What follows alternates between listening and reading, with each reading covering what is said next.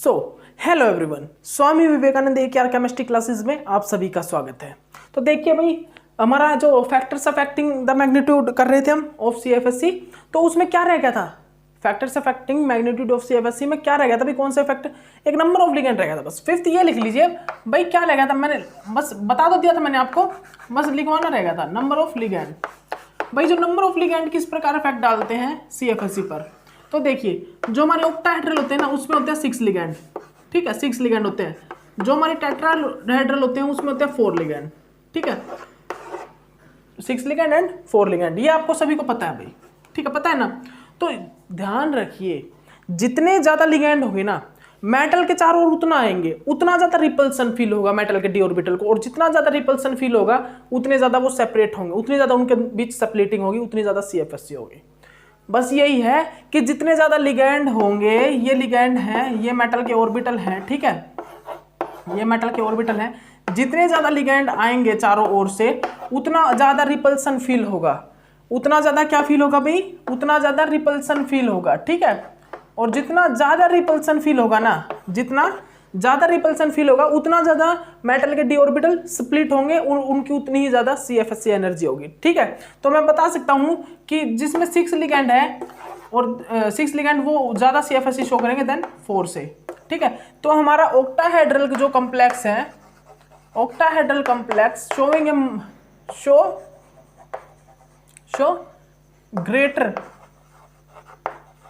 greater CFSE than tetrahedral complex. जो हमारे octahedral complex है वो ग्रेटर CFSE शो करते हैं, ज्यादा शो करते हैं देन टेट्राहेड्रल कॉम्प्लेक्स से, ठीक है, ओके। तो चलिए ठीक है, अब हमारे भाई ये हो चुका है, ठीक है, हमारा जो ये टॉपिक है फैक्टर्स अफेक्टिंग, ये मैं कंप्लीट करवा चुका हूं भाई, ठीक है। हमारा फैक्टर्स है जो वो कंप्लीट हो गया है, ठीक है, फैक्टर्स अफेक्टिंग कंप्लीट हो गए हैं। फैक्टर्स अफेक्टिंग में हमने क्या देखा? ऑक्सीडेशन स्टेट हाई होगी तो CFSE हाई होगी। सेकंड नंबर पे देखा number of D electron, number of D electron high होगी तो CFSE डिक्रीज होगी।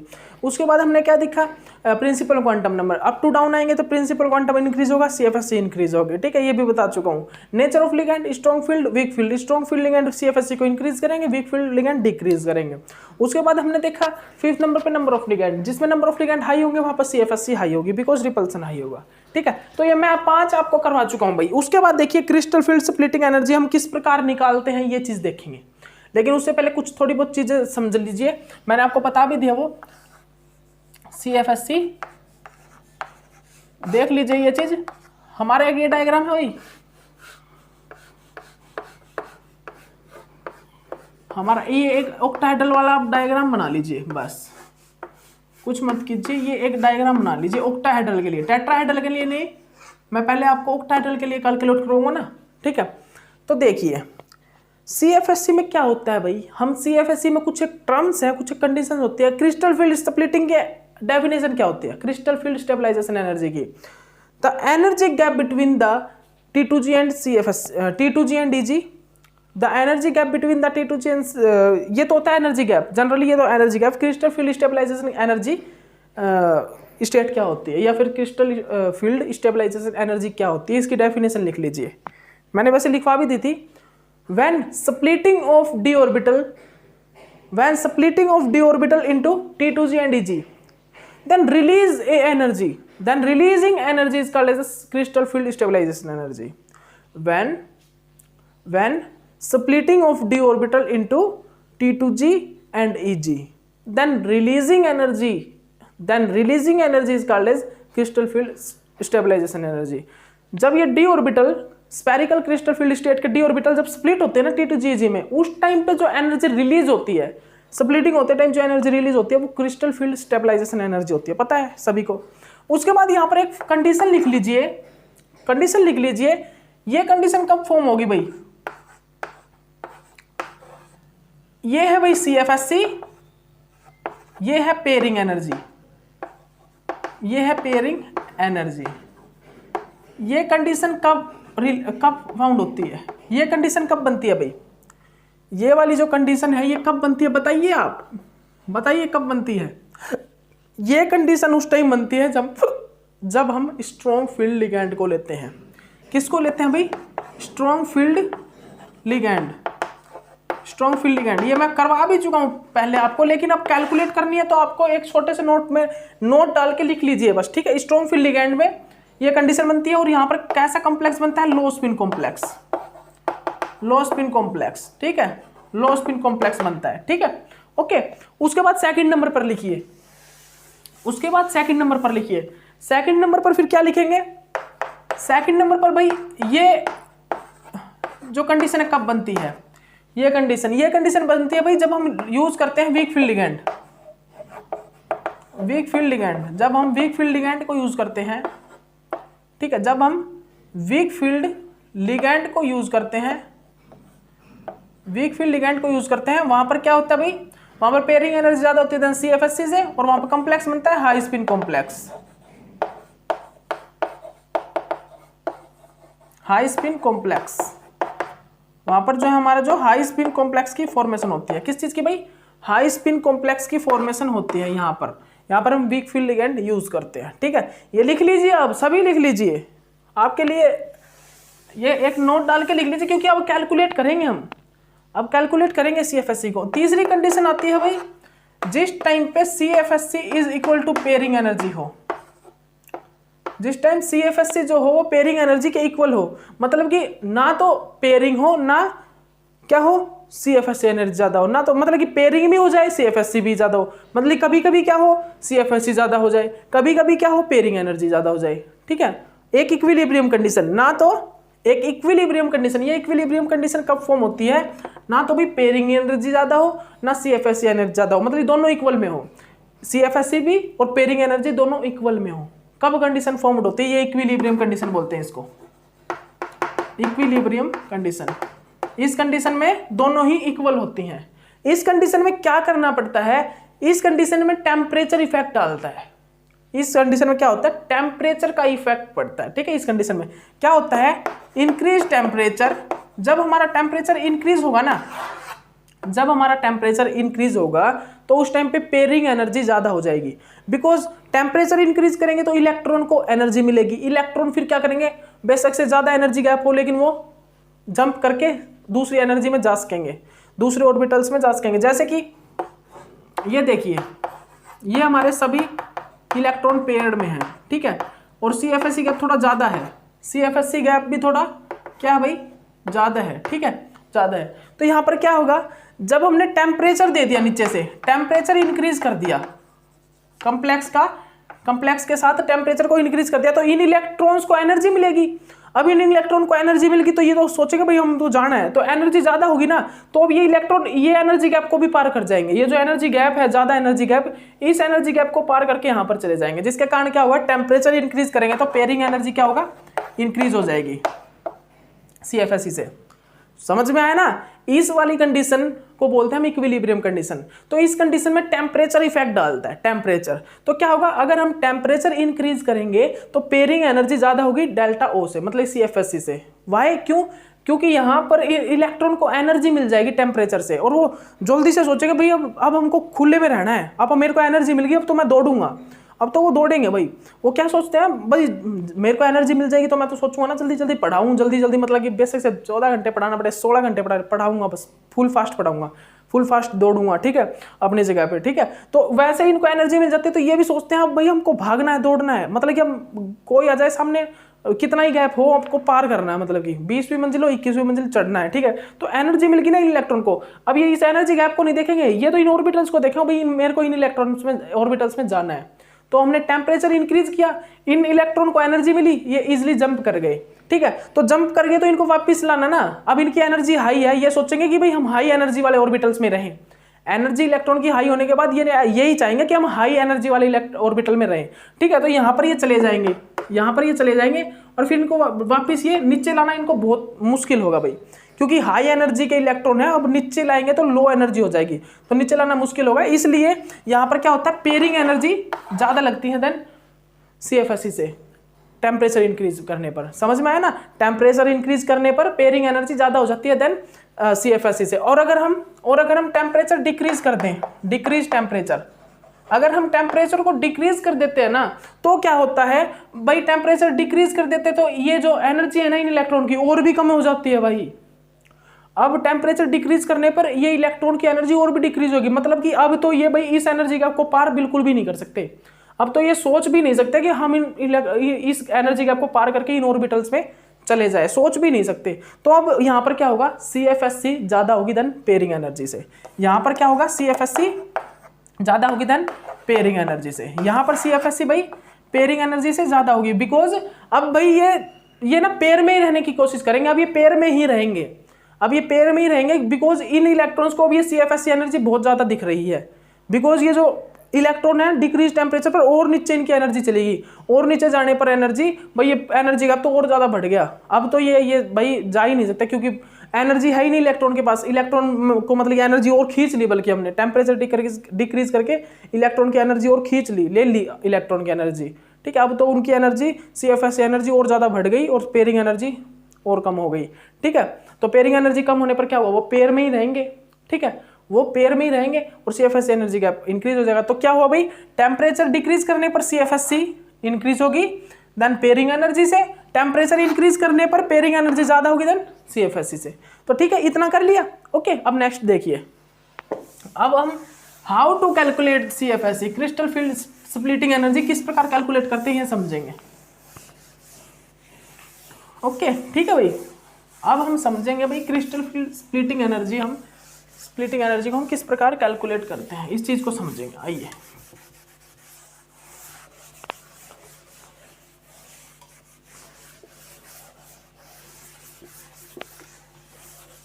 आइए, चलिए स्टार्ट करते हैं। चलिए भाई स्टार्ट करते हैं कि हम क्रिस्टल फील्ड स्प्लिटिंग या स्टेबलाइजेशन एनर्जी को किस प्रकार कैलकुलेट करते हैं। तो भाई एक फॉर्मूला है, लिख लीजिए आप। क्रिस्टल फील्ड स्प्लिटिंग एनर्जी को कैलकुलेट करने का एक फॉर्मूला है, वो लिख लीजिए। लेकिन उससे पहले भाई एक मिनट रुकिए। वो एनर्जी वाला डायग्राम तो आपने बना लिया था कि स्ट्रॉन्ग फील्ड भाई week field ligand strong field ligand use करने पर हम strong field weak field ligand use करने पर वो जो डायग्राम बनवाया मैंने, कहाँ पर CFSC गैप ज्यादा होगा, कहाँ पर CFSC गैप लो होगा, ये मैंने आगे बना रखे हैं। लेकिन मैं बनवा चुका हूँ पीछे वाले लेक्चर में मैंने आपको कंप्लीट बनवा दिया है। ठीक है, ड्रॉ करवाया था यहाँ पर, आपने बना लिया था। ठीक है, अब देखिए most important topic, complete CFSC calculate करने से पहले जो मैं आपको अभी जो पॉइंट बताने वाला हूं, ध्यान रखना भाई। अभी जो मैं पॉइंट आपको बताने वाला हूं, कॉपी में सर भी ऊपर लिख लेना नोट, क्योंकि ये जो कंडीशंस है ना, ये कंडीशंस आपको पूरे एग्जाम में नंबर दिलाने वाली हैं। ये जो कंडीशन लिखवाऊंगा कुछ एक, ये कंडीशन ऊपर नोट डाल के लिख लेना, मोस्ट इंपोर्टेंट है ये कंडीशन। इन कंडीशन से आपका मान लीजिए CFSC तो ऐसे कैलकुलेट होगा, ऐसे आपको मतलब कि बिल्कुल आसानी से आप CFSC को कैलकुलेट कर देंगे। देखना, कंडीशन लिखो भाई। कंडीशन क्या है, कंडीशन लिखिए आप और नोट डाल लीजिए मोस्ट इंपोर्टेंट। कंडीशन लिख लीजिए और नोट डाल लीजिए most important topic for CSIR NET JRF। ये कंडीशन ही लिख लीजिए, आपकी सब कुछ फाइंड आउट हो जाएगा। देख लीजिए, सबसे पहली कंडीशन लिखिए, अगर हमारा मेटल 2 पॉजिटिव में है, अगर हमारा मेटल 2 पॉजिटिव में है और 3D सीरीज के मेटल हैं, अगर हमारा मेटल 2 पॉजिटिव है और 3D सीरीज के मेटल हैं, दोबारा सुन लीजिए, अगर हमारा मेटल 2 पॉजिटिव है और मेटल 3D सीरीज के हैं, तो क्या होगा, NH3 से पहले NH3 से आप एक काम कीजिए मेरे साथ, सबसे पहले एक काम कीजिए, एक सीरीज बनाइए। सबसे पहले आप एक काम कीजिए, स्पेक्ट्रोकेमिकल सीरीज बनवाई थी ना मैंने, स्पेक्ट्रोकेमिकल सीरीज, वो कंप्लीट नोट डाउन कीजिए। यहां पर ऊपर बना लीजिए स्पेक्ट्रोकेमिकल COCN PPH3 CH3, जल्दी बनाइए, सभी बनाइए। इसको देख के हम आपको नोट डाउन करवाएंगे, देखना आपको भी मजा आएगा।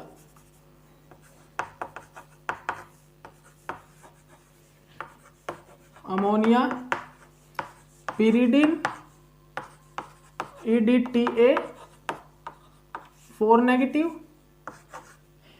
ठीक है, उसके बाद वही क्या था, उसके बाद क्या था CH3 CN नेगेटिव। और इसके बाद क्या था भाई, इसके बाद क्या था भाई SCN नेगेटिव वाटर, वाटर के बाद था भाई O2 नेगेटिव, O2 नेगेटिव। फिर उसके बाद C2H4, वाटर के बाद, एक मिनट रुकिए, वाटर के बाद था भाई C2O4 2 नेगेटिव। और उसके बाद था भाई C2H4 मतलब इथेनॉल था। और इसके बाद था भाई OH नेगेटिव। और इसके बाद यहाँ पर था भाई यूरिया था।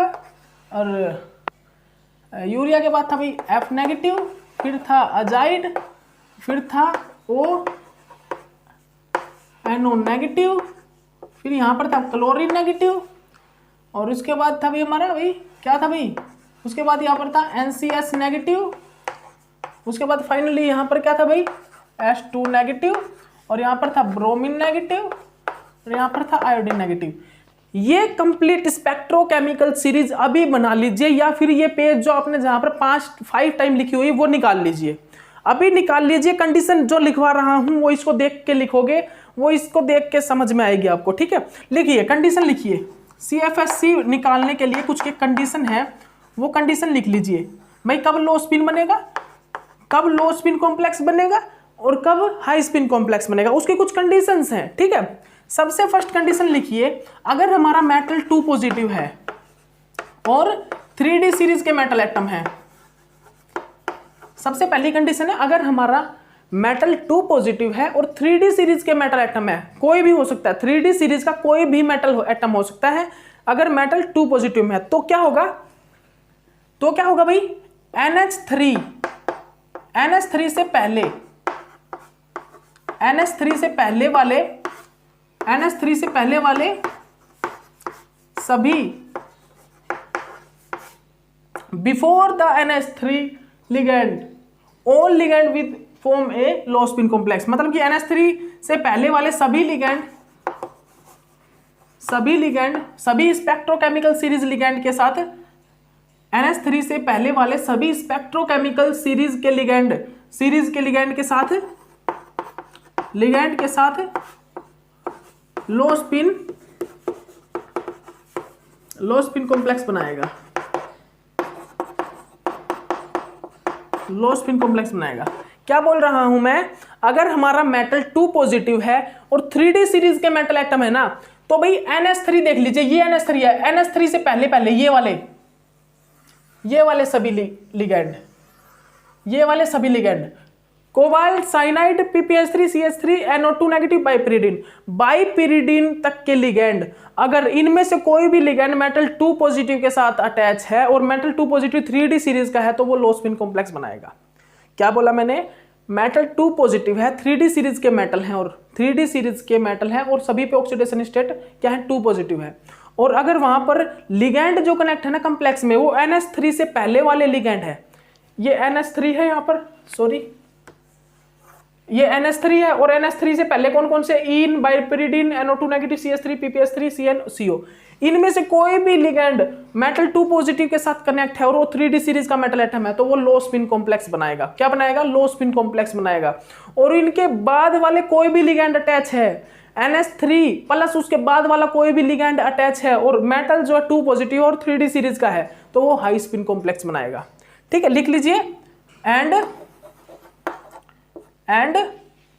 आगे तो आप लिख लीजिए ना, इतना लिख लिया ना कि NH3 से पहले वाले सभी स्पेक्ट्रोकेमिकल सीरीज के लिगेंड के साथ लो स्पिन कॉम्प्लेक्स बनाएगा। और अगर NH3 प्लस उसके बाद वाले लिगेंड अगर कोई भी अटैच है मेटल 2 पॉजिटिव के साथ और मेटल 2 पॉजिटिव 3D सीरीज का मेटल है, तो वो हाई स्पिन कॉम्प्लेक्स बनाएंगे। ठीक है, फर्स्ट कंडीशन तो होगी ये। तो आपको पहली कंडीशन पता लग गया भाई, फर्स्ट कंडीशन थी ये कंडीशन लिख लीजिए, नोट डाउन कर लीजिए, सभी नोट डाउन कर लेना, पहले बता रहा हूं। ठीक है, उसके बाद कंडीशन है सेकंड, अगर मेटल 3 पॉजिटिव है, और मेटल 3D सीरीज का है, अगर हमारा मेटल 3 पॉजिटिव है और जो मेटल है वो 3D सीरीज के हैं, तो भाई वो NH3 प्लस उसके साथ NH3 प्लस उससे पहले वाले सभी स्पेक्ट्रोकेमिकल लिगैंड, Sc का मतलब स्पेक्ट्रोकेमिकल, ठीक है, लिगैंड के साथ लो स्पिन कॉम्प्लेक्स बनाएंगे।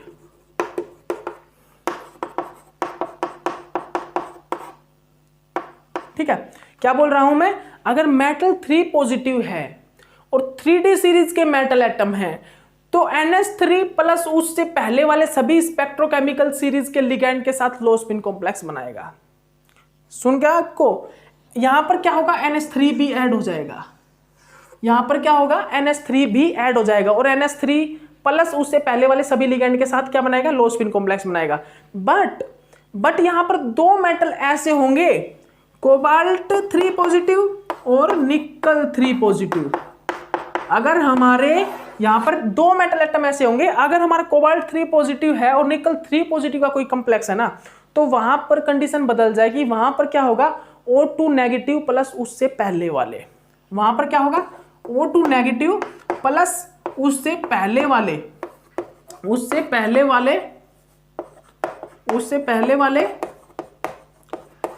सभी लिगैंड के साथ लो स्पिन कॉम्प्लेक्स बनाएगा।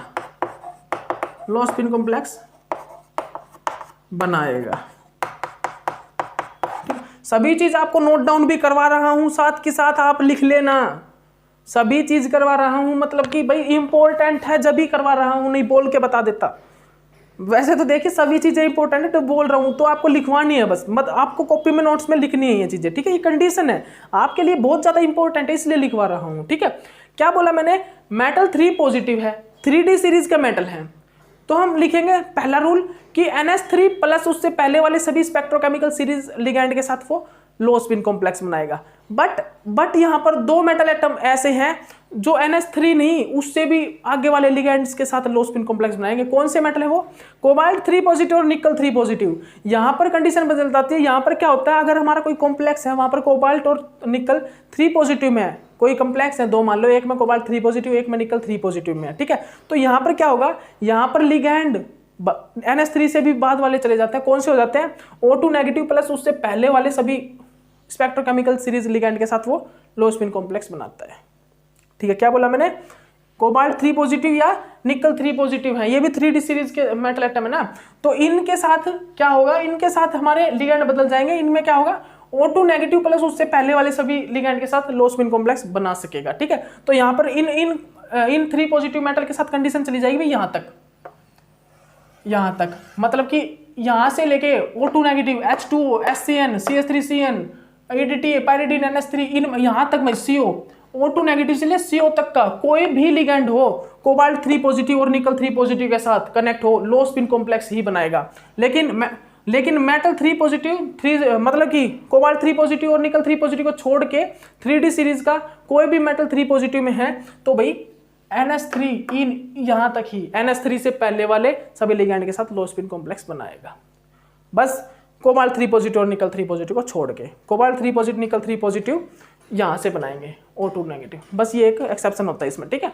ओके, तो ये रूल है, लिख लेना। ठीक है, उसके बाद देखिए, उसके बाद लिखिए आप थर्ड रूल, उसके बाद आप लिखिए थर्ड रूल भाई। अब थर्ड रूल क्या है, थर्ड रूल है भाई हमारा, थर्ड रूल लिखिए भाई, जल्दी लिखिए, थर्ड रूल क्या है भाई, थर्ड रूल क्या है, 4D और 5D, 4D और 5D सीरीज। अगर 4D और 5D सीरीज का कोई भी मेटल एटम है, any metal atom of 4D and 5D series, any metal atom of 4D and 5D series. ठीक है, कोई भी मेटल एटम अगर 4D और 5D सीरीज का है और उसके साथ इनमें से कोई भी लिगैंड अटैच हो, वो लो स्पिन कॉम्प्लेक्स ही बनाएंगे, लो स्पिन कॉम्प्लेक्स ही बनाएंगे। इनमें से कोई भी मेटल हो 4D और 5D सीरीज का और कोई भी स्पेक्ट्रोकेमिकल सीरीज का कोई भी लिगेंड अटैच हो, बेसिक से low spin, weak field, borderline का, बेसिक से strong field ligand, low spin complex ही बनाएगा अगर 4D और 5D सीरीज का मेटल एटम है। जैसे कि मैंने आपको बताया था PTCl4 नेगेटिव।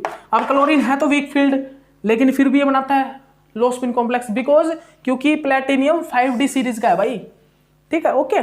उसके बाद लिखिए फोर्थ, उसके बाद आप लिखिए भाई फोर्थ, अगर हमारा 3D सीरीज का कोई भी मेटल एटम है, अगर हमारा 3D सीरीज का कोई मेटल एटम है और वहां पर मेटल एटम ऑक्सीडेशन स्टेट 4 है, अगर हमारा कोई भी 3D सीरीज का मेटल एटम है और वहां पर ऑक्सीडेशन स्टेट 4 या 4 से हाई है, तो कोई भी लिगेंड अटैच हो, कोई भी लिगेंड, वो लो स्पिन कॉम्प्लेक्स बनाएगा, लो स्पिन कॉम्प्लेक्स। समझ में आ गया भाई? अगर मेटल एटम 3D सीरीज का है और मेटल पर ऑक्सीडेशन स्टेट 4 या 4 से ज्यादा है, तो भाई जो हमारा कॉम्प्लेक्स होगा वो हमेशा लो स्पिन कॉम्प्लेक्स बनेगा, बेशक से weak field, border line, strong field, कोई भी लिगेंड अटैच हो, बनेगा लो स्पिन कॉम्प्लेक्स, ठीक है, ओके। उसके बाद भाई फिफ्थ लिखिए, ये थर्ड था ना, ये फोर्थ था ना, थर्ड मैंने लिखवा दिया 45D वाला, थर्ड ये, फोर्थ ये लिखवा दिया मेटल 4 पॉजिटिव और हाई ऑक्सीडेशन स्टेट वाला। फिर फिफ्थ लिखिए, अगर हमारा कॉम्प्लेक्स टेट्राहेड्रल है, टेट्राहेड्रल कॉम्प्लेक्स है, अगर टेट्राहेड्रल कॉम्प्लेक्स है तो वो हमेशा ही कैसी बनाते हैं भाई? हाई स्पिन कॉम्प्लेक्स बनाते हैं, हाई स्पिन कॉम्प्लेक्स। अगर हमारा जो कॉम्प्लेक्स है वो टेट्राहेड्रल है तो वो हमेशा हाई स्पिन कॉम्प्लेक्स बनाते हैं, बेशक से कोई भी लिगेंड अटैच हो, strong field, weak field, border line, कोई भी strong field, weak field, border line, कोई भी लिगेंड अटैच हो, टेट्राहेड्रल कॉम्प्लेक्स हमेशा हाई स्पिन कॉम्प्लेक्स ही बनाएगा। टेट्राहेड्रल जो स्ट्रक्चर होगा या कॉम्प्लेक्स होगा वो हमेशा हाई स्पिन कॉम्प्लेक्स ही फॉर्म होगा, ठीक है वहां पर। उसके बाद देखिए सिक्स्थ कंडीशन देखिए, कंडीशन नंबर 6, कंडीशन नंबर 6 लिखिए, जो हमारे स्क्वायर प्लैनर कॉम्प्लेक्स होते हैं, स्क्वायर प्लैनर कॉम्प्लेक्स, जो हमारे स्क्वायर प्लैनर कॉम्प्लेक्स होते हैं वो हमेशा ही क्या बनाते हैं भाई? लो स्पिन कॉम्प्लेक्स बनाते हैं, लो स्पिन कॉम्प्लेक्स। जो हमारे क्या होते हैं भाई? जो हमारे स्क्वायर प्लैनर कॉम्प्लेक्स होते हैं वो हमेशा ही स्ट्रॉन्ग वो लो स्पिन कॉम्प्लेक्स बनाते हैं, बेशक से strong field, weak field, border line, कोई भी लिगेंड अटैच हो, strong field, weak field, border line, कोई भी लिगेंड अटैच हो, स्क्वायर प्लैनर कॉम्प्लेक्स हमेशा लो स्पिन कॉम्प्लेक्स की ही फॉर्मेशन करेंगे, ठीक है। तो देख लीजिए, दोबारा रिवाइज कीजिए अब इन चीजों को, जल्दी मेरे साथ बोलना इन कंडीशन को। सबसे फर्स्ट कंडीशन मैंने कौन सी की? सबसे फर्स्ट कंडीशन मैंने की भाई, अगर हमारा मेटल 2 पॉजिटिव ऑक्सीडेशन स्टेट में है और 3D सीरीज का है तो वो क्या करेगा भाई? NH3 के पहले वाले, NH3 नहीं, NH3 से पहले वाले सभी लिगेंड के साथ, स्पेक्ट्रोकेमिकल सीरीज के सभी लिगेंड के साथ लो स्पिन कॉम्प्लेक्स बनाएगा, ठीक है, हो गया। सेकंड कंडीशन थी भाई, अगर मेटल 3 पॉजिटिव में है, मेटल 3 पॉजिटिव में और 3D सीरीज का मेटल एटम है, तो वो NH3 प्लस उससे पहले वाले सभी लिगेंड के साथ, NH3 प्लस उससे पहले वाले सभी स्पेक्ट्रोकेमिकल सीरीज लिगेंड के साथ लो स्पिन कॉम्प्लेक्स बनाएगा। बट यहाँ पर एक कंडीशन आ गई कि 2 मेटल एटम ऐसे होते हैं 3D सीरीज में 3 पॉजिटिव पर, 2 मेटल, कौन से? कोबाल्ट 3 पॉजिटिव और निकल 3 पॉजिटिव। मेटल 3 पॉजिटिव का होगा जब 3D सीरीज का होगा, लेकिन 2 मेटल एटम जो कि कोबाल्ट 3 पॉजिटिव और निकल 3 पॉजिटिव में, वो क्या करेंगे? वो O2 नेगेटिव प्लस O के ऊपर 2 नेगेटिव चार्ज, ठीक है, ऑक्साइड O2 नेगेटिव प्लस उससे पहले वाले सभी स्पेक्ट्रोकेमिकल सीरीज लिगेंड के साथ लो स्पिन कॉम्प्लेक्स बनाएंगे। 3D सीरीज मेटल एटम जो 3 पॉजिटिव वाली मैंने कंडीशन बताई कि अगर मेटल 3 पॉजिटिव है और हमारा मेटल 3 पॉजिटिव 3D सीरीज के मेटल एटम है, तो NH3 प्लस उससे पहले वाले सभी लिगेंड के साथ इस लो स्पिन कॉम्प्लेक्स बनाएंगे। बट इन्हीं में कोबाल्ट 3 पॉजिटिव और निकल 3 पॉजिटिव में चेंज हो जाती है कंडीशन। कोबाल्ट 3 पॉजिटिव और निकल 3 पॉजिटिव में O2 नेगेटिव प्लस उससे पहले वाले सभी लिगेंड के साथ ये जो कॉम्प्लेक्स है वो लो स्पिन कॉम्प्लेक्स बनाएगा, कोबाल्ट 3 पॉजिटिव और निकल 3 पॉजिटिव, ठीक है, ओके। उसके बाद देखिए हमने क्या होता है थर्ड कंडीशन, 4D और 5D, बेशक से कोई भी लिगेंड स्पेक्ट्रोकेमिकल सीरीज का अटैच हो 4D और 5D सीरीज के मेटल एटम के साथ, लो स्पिन कॉम्प्लेक्स ही बनेगा हमेशा।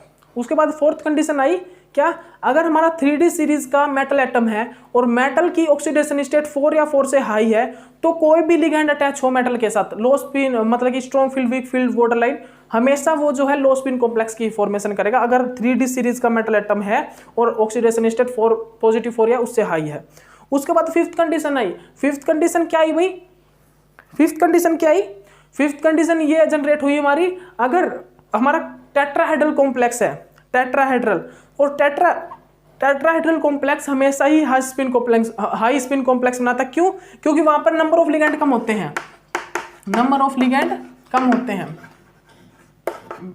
समझ में आ गया ना? टेट्राहेड्रल कॉम्प्लेक्स में नंबर ऑफ लिगेंड भी कम होने का ये कारण है कि वो हमेशा हाई स्पिन कॉम्प्लेक्स ही बनाते हैं। और दूसरा square planar complex, square planar complex हमेशा ही क्या बनाते हैं भाई? लो स्पिन कॉम्प्लेक्स बनाते हैं। अब आप ये मत बोलना वहां पर भी तो लिगेंड की संख्या उतनी है, लिगेंड की संख्या कितनी है भाई वहां पर? उतनी 4 है, टेट्राहेड्रल में भी 4 है, वहां पर एंगल का कुछ इफेक्ट आ जाता है, ठीक है। तो स्क्वायर टेट्राहेड्रल कॉम्प्लेक्स हमेशा लो स्पिन हाई स्पिन कॉम्प्लेक्स बनाएंगे। क्या? टेट्राहेड्रल कॉम्प्लेक्स हमेशा कोई भी लिगेंड अटैच हो हाई स्पिन कॉम्प्लेक्स बनाएंगे। स्क्वायर प्लेनर कॉम्प्लेक्स हमेशा लो स्पिन कॉम्प्लेक्स बनाएंगे। स्क्वायर प्लेनर कॉम्प्लेक्स हमेशा लो स्पिन कॉम्प्लेक्स बनाएंगे, ठीक है। तो ये 6 कंडीशन थी, आपकी कॉपी में अच्छे से नोट डाउन होनी चाहिए, अच्छे से नोट डाउन होनी चाहिए अगर टेस्ट को क्वालिफाई करना है तो। नहीं तो भाई मेरे को कोई दिक्कत नहीं है, मैं पढ़ा रहा हूँ, मैं तो पढ़ाता रहूँगा, मैं तो यहाँ पर आपको मतलब कि पढ़ाता रहूँगा, ये बक बक बक बक करता रहूँगा, ठीक है। वो आपके लिए बोल रहा हूँ मैं। अगर आप लिख लोगे तो आपके लिए बेनिफिट होगा, आप टेस्ट को क्वालिफाई कर लोगे, कुछ बन जाओगे, कुछ बड़े इंसान बन जाओगे। मतलब कि पढ़ लिख लोगे तो कुछ आपको आ जाएगा और दूसरों को पढ़ा लोगे, कुछ कमा लोगे, ठीक है। तो आपके लिए ही बोल रहा हूँ, लिख लेना, ठीक है। सभी चीज़ों को लिख लेना जो भी मैं बोल रहा हूँ, ठीक है। ओके, चलिए आगे वाले टॉपिक पर चलते हैं, एक बार वीडियो देख लेता हूँ, ठीक है भाई।